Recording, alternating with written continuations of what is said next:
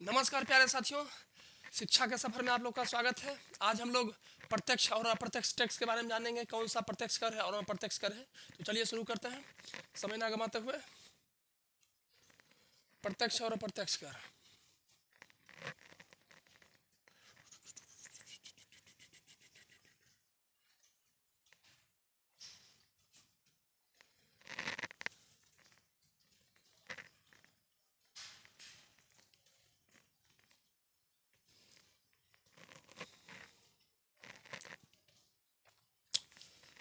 प्रत्यक्ष और अप्रत्यक्ष कर, तो चलिए देखते हैं, जानते हैं इसके बारे में क्या प्रत्यक्ष कर होता है और क्या अप्रत्यक्ष कर होता है।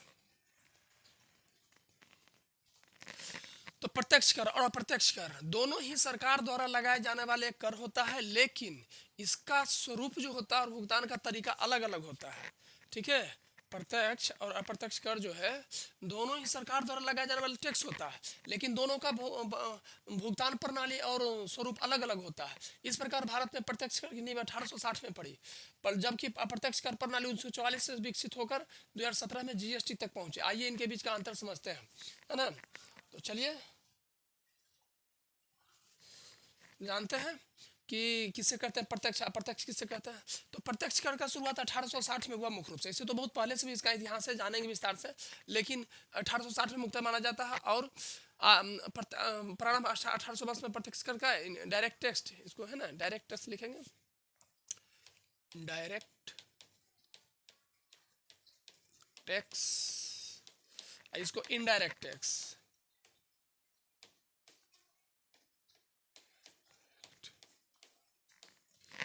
तो 1860 में आयकर अधिनियम 1860 जेम्स विल्सन द्वारा प्रमुख उद्देश्य था इसका राजस्व संकट से निपटना। मतलब राजा के जो होता था उसमें उसमें खजाना में संपत्ति की कमी हो गई थी, धन की कमी हो गई थी, तो इससे है ना राजस्व संकट से निपटना इसका मुख्य उद्देश्य था। फिर 1922 में आयकर अधिनियम प्रशासनिक ढांचा स्थापित करना। ठीक है ना, थोड़ा सा टेक्निकल समस्या देख लेते हैं। फिर 1922 में आयकर अधिनियम 1922 के द्वारा फिर उसमें सुधार किया गया और उसको विस्तारित किया गया। फिर प्रशासन उसमें उसका उद्देश्य था प्रशासनिक ढांचा स्थापित करना। फिर 1961 में इसमें जबरदस्त सुधार हुआ। आयकर अधिनियम 1961 के द्वारा इसमें जबरदस्त सुधार हुआ। इसमें क्या हुआ है, तो इसमें आधुनिक कर प्रणाली बनाया गया इसको प्रत्यक्ष कर को। फिर अप्रत्यक्ष कर के बारे में 1944 में इसका शुरुआत हुआ।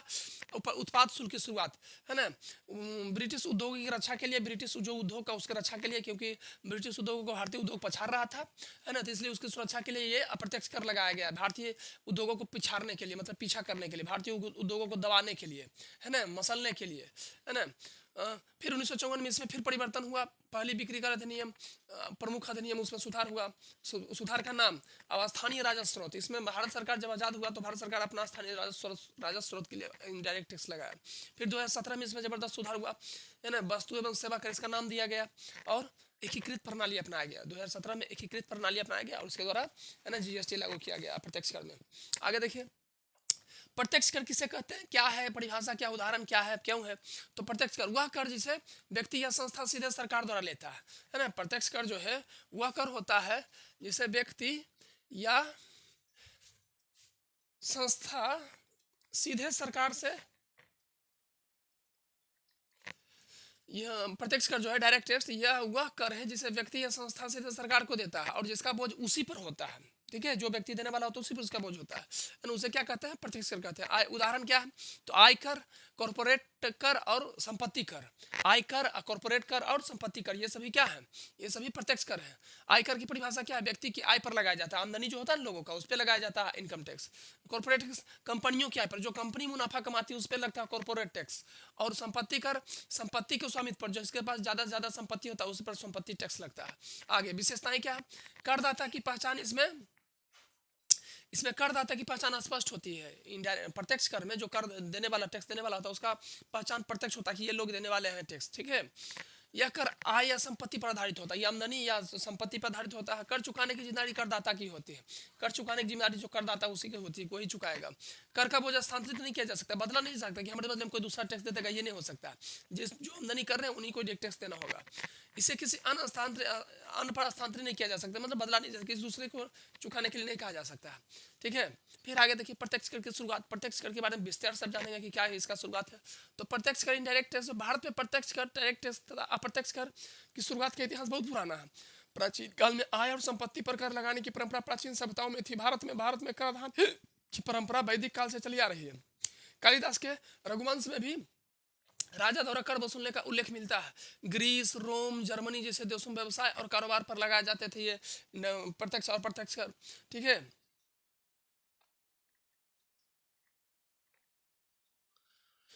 मुगल काल में फिर परिवर्तन हुआ जजिया कर नाम से, जिससे गैर मुसलमानों पर जो मुस्लिम धर्म के नहीं होते थे, जो भी दूसरा धर्म के हिंदू, बौद्ध धर्म, ईसाई जो भी होते थे, जैन धर्म, उन सब पर लगाया जाता था जजिया कर। और भूमि राजस्व प्रणाली, भूमि पर भी टैक्स कि इतना फसल होगा तो इतना टैक्स देना, इतना कृषि पे इतना टैक्स देना होगा, या इतना जमीन पे इतना टैक्स देना होगा। राजस्व प्रणाली से विकसित होते गया, धीरे धीरे धीरे विकसित होते गया। इसके जरिए प्राचीन ग्रंथों जैसे कौटिल्य के अर्थशास्त्र, कौटिल्य चाणक्य जिसका नाम था, है ना, विष्णुगुप्त भी कहा जाता है, अर्थात 300 ईसा पूर्व, ईसा के जन्म पैदा होने से पहले 300 साल पहले से जुड़ी हुई है। प्रत्यक्ष और अप्रत्यक्ष करों की शुरुआत बहुत प्राचीन काल से हुई है, और इनका विकास समय एक साथ होता गया, समय एक साथ होता गया। अभी देखें ना 1860, फिर है ना 1914, 1917, फिर 2017, फिर इनका विकास समय के साथ होता गया है, जहाँ भूमि उत्पादन और आय पर कर लगाने की नींव रखी गई थी। इन दोनों करों की शुरुआत हजारों साल पुरानी है, लेकिन भारत में इनका औपचारिक और कानूनी रूप ब्रिटिश शासन के दौरान विकसित हुआ।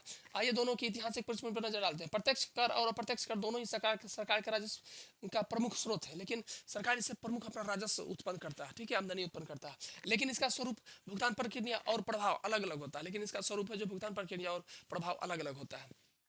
आगे देखते हैं। किंतु आधुनिक प्रत्यक्ष प्रणाली का आधार ब्रिटिश सरकार में पड़ा। जो आधुनिक अभी जब जो टैक्स लेने का जो प्रक्रिया है ना, विवरण है, ये ब्रिटिश काल में पड़ा, ये अंग्रेजों का देन है। तो कैसे शुरू हुआ? 1860 में 1860 आयकर की शुरुआत भुगतान करने की योग्य आधार पर की गई थी, लेकिन यह प्रारंभिक रूप से अस्थायी थी, कुछ समय के लिए लगा था, अस्थायी नहीं था वो। 1860 में आयकर को भारतीय कर व्यवस्था का अस्थायी अंग बना दिया गया। 1922 में फिर इसमें परिवर्तन हुआ। भारतीय आयकर अधिनियम 1922 पारित हुआ, जिसके तहत पहली बार अधिकारियों को नामित किया गया कि ये अधिकारी इतना टैक्स लेंगे सब जगह से, और पूरे देश में सुनियोजित प्रशासन शुरू हो गया कि यहाँ से ये कलेक्शन करके इतना लाएंगे, यहाँ से ये कलेक्शन इतना करके लाएंगे, यहाँ से ये अधिकारी इतना कलेक्शन करके लाएंगे। ठीक है। 1961 में यह प्रत्यक्ष प्रणाली के रूप में हो गया, आधुनिक और समग्र रूप दिया गया। प्राचीन काल में भी इसका नाम था, जिसे मनु, कौटिल्य आदि ने भी अपने ग्रंथों में कर संग्रह के नियमों और राहत नीति की व्याख्या की थी, जिससे समाज का संतुलन विकास हो सके। मुख्य तथ्य इसमें क्या है? इस प्रणाली का विकास 1922-1961 के अधिक नियमों से आधुनिक रूप से सामने आया। प्राचीन भारत में भी कराधान का कुछ रूप मौजूद था, लेकिन जिसे मनु और कौटिल्य ने परिभाषित किया। इस प्रकार भारत में प्रत्यक्ष कर की वर्तमान प्रणाली का आधार 1860 के आयकर अधिनियम को माना जाता है, जबकि इससे पहले भी विविध रूपों में वसूली होती थी। ठीक है, इससे पहले भी अलग अलग नाम से वसूली होता था। ठीक है। आधुनिक भारत में 1860 भारत में पहली बार आयकर की शुरुआत ब्रिटिश शासन के दौरान 1860 में लागू किया गया। ब्रिटिश काल भारत में प्रत्यक्ष कर प्रणाली का औपचारिक आरंभ फरवरी 1860 में हुआ। भारत में प्रत्यक्ष कर की औपचारिक रूप से शुरुआत ब्रिटिश शासन सरकार के मंत्री, वित्त मंत्री है ना, फाइनेंस मिनिस्टर था विल्सन, जेम्स विल्सन, और कैनिंग ने इसे भारत में पहली बार आयकर लागू किया। उसका उद्देश्य 1857 में जो जबरदस्त विद्रोह हुआ था, और विद्रोह में जो अंग्रेजों की क्षति हुई थी, अंग्रेजी सेना का क्षति हुआ था उस समय, ब्रिटिश सेना का, उसका भरपाई करने के लिए है ना, कैनिंग ने भारत में पहली बार आयकर लागू किया। इसका उद्देश्य 1857 के विद्रोह से हुए भारी वित्तीय राजकोषीय घाटे की भरपाई करना था, है ना। युद्ध लड़े अंग्रेज, ब्रिटिश, है ना, भरपाई करे भारतीय लोग। बारे बाह 1922 आयकर अधिनियम 1922 का था, पहली बार यह सुनियोजित कर प्रणाली अपनाई गई थी, जिसमें आयकर अधिकारियों को पद, नाम व अधिकार स्पष्ट किए गए थे। 1961 आयकर अधिनियम 1961 लागू हुआ, जिसमें पुराने अधिनियम 1922 की जगह लिया और आधुनिक प्रत्यक्ष प्रणाली की नींव रखी गई। वर्तमान इस दिन प्रत्यक्ष कर को संचालन केंद्रीय प्रत्यक्ष बोर्ड CBDT है ना द्वारा किया जाता है, जिसका गठन 1964 में हुआ। जिसका गठन कब हुआ? 1964 में। आगे देखिए अप्रत्यक्ष कर। अब प्रत्यक्ष कर के बारे में जाने, अप्रत्यक्ष कर के बारे में जानते हैं, इनडायरेक्ट टैक्स के बारे में।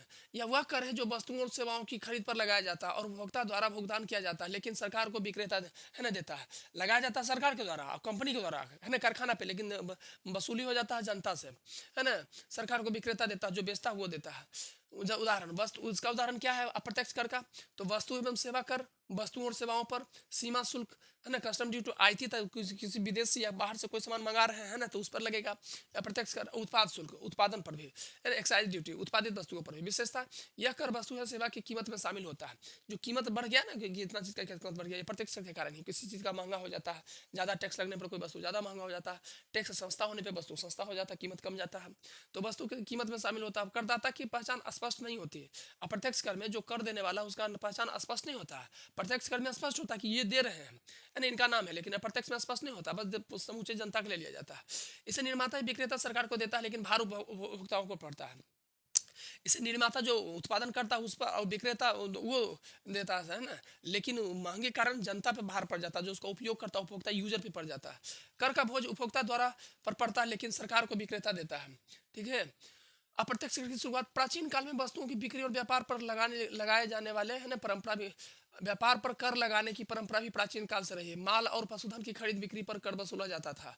उत्पाद शुल्क, सीमा शुल्क जैसे अप्रत्यक्ष करों की शुरुआत ब्रिटिश शासन में हुई। भारत में उत्पाद शुल्क, सीमा शुल्क जैसे अप्रत्यक्ष करों की शुरुआत का वास्तविक शुरुआत 1944 में हुई, जबकि ब्रिटिश सरकार ने अपने उद्योगों, खासतौर पर कपड़े और चाय पर की रक्षा के लिए उत्पाद शुल्क, एक्साइज ड्यूटी लागू किया। स्वतंत्रता के बाद 1950 के दशक में सेल टैक्स, है ना, बिक्री टैक्स, 1954 का अधिनियम और कस्टम ड्यूटी जैसे कई प्रकार के, है ना, कर शुरू किए गए, टैक्स शुरू किए गए, जो राज्यों और केंद्र के राजस्व के प्रमुख स्रोत बने।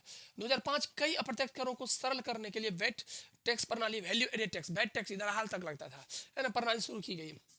2017 में वैट टैक्स को खत्म कर दिया गया।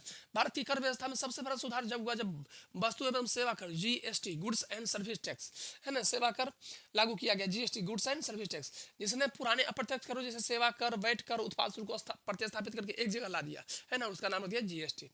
विकास, समय के साथ बिक्री और सेवा कर आदि जोड़े गए, है ना। 2017 में अप्रत्यक्ष कर प्रणाली को सरल और एकीकृत करने के लिए जीएसटी लागू किया गया, जो एक ऐतिहासिक अप्रत्यक्ष कर में ऐतिहासिक सुधार था।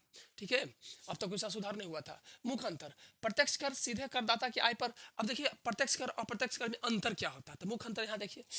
प्रत्यक्ष कर सीधे करदाता की आय या संपत्ति पर लिया जाता है, मतलब सीधे जेब से ले लिया जाता है करदाता की, लेकिन अप्रत्यक्ष कर इसका बोझ और प्रत्यक्ष कर का बोझ स्थानांतरित नहीं किया जा सकता है, बदला नहीं जा सकता है। जबकि अप्रत्यक्ष कर का बोझ निर्माता या सेवा से प्रदाता से उपभोक्ता तक स्थानांतरित किया जा सकता है। ठीक है, जबकि अप्रत्यक्ष कर उपभोक्ता से लेकर के जो निर्माण करता है उत्पादक, है ना, और विक्रेता, सबसे स्थानांतरित किया जा सकता है। प्रत्यक्ष कर आमतौर पर प्रगतिशील प्रोग्रेसिव होता है, यानी जिसकी आय अधिक है उस पर कर की दर अधिक होगी, है ना। प्रत्यक्ष कर जो है आमतौर पर प्रगतिशील होता है, प्रोग्रेसिव होता है, मतलब बढ़-घट होते रहता है। जिसका आमदनी ज़्यादा है, जिसका मुनाफा ज़्यादा है, जिसका इनकम ज़्यादा है उस पर ज़्यादा टैक्स लगेगा, जिसका आमदनी कम है, जिसका मुनाफा कम है उस पर कम टैक्स लगेगा।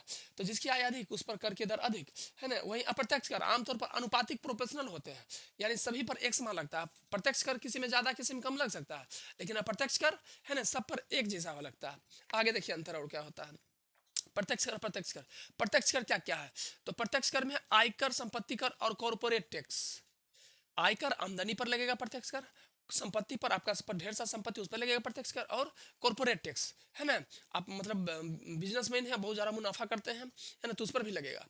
अप्रत्यक्ष कर क्या है, वस्तु एवं सेवा कर, वस्तु एवं सेवा कर, GST, goods and service tax, उत्पाद शुल्क, कुछ उत्पादन करते हो तो उस पर लगेगा, और सीमा शुल्क, है ना, कुछ बाहर से अगर मंगा रहे हैं सीमा के द्वारा तो उस पर लगेगा अप्रत्यक्ष कर। आइए देखिए आगे देखते हैं। तुलना करता है, तुलना तालिका में अप्रत्यक्ष अप्रत्यक्ष कर में तुलना, है ना, तो तुलना क्या है, पहलू प्रत्यक्ष कर, अप्रत्यक्ष कर, पहलू भुगतान करता। तो प्रत्यक्ष कर में भुगतान करता व्यक्ति या संस्था स्वयं होता है, प्रत्यक्ष कर में भुगतान करता व्यक्ति या संस्था स्वयं होता है। अप्रत्यक्ष कर में जो भुगतान करता होता है उपभोक्ता, मतलब जो यूजर होते हैं, जो उपयोग करने वाले होते हैं वस्तु या सेवा खरीदते समय।